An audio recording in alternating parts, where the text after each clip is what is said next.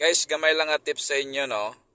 Kung kamo bala sa inyo sa lakyan, maka-encounter ka mo, nga madulaan ka mo sa preno, hindi ka mo mag-attempt nga ibunggo nyo, either malumpat ka mo sa pertahan, or either maratol ka mo.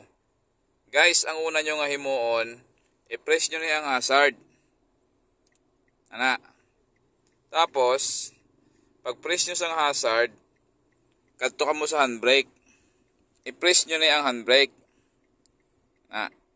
Ang pag-press dapat hindi gulpe na pag amusina. Siyempre, base masimplang ka mo.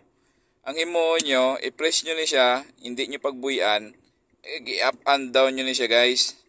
Hinay lang. Kumbaga dahan-dahan. Kumbaga. Tapos, ang purpose ang ini siya, ang handbrake, connected ini siya sa aton nga propeller sa makina. Hindi ni siya connected sa aton linya sang apat ka guma.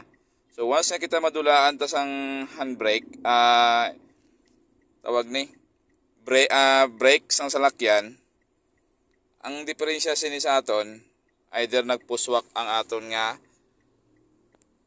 fluid sa aton nga preno sa brake drum. So muna na guys, gamay lang ang tip. Ang himuon nyo, up and down lang sini. Slowly lang slowly.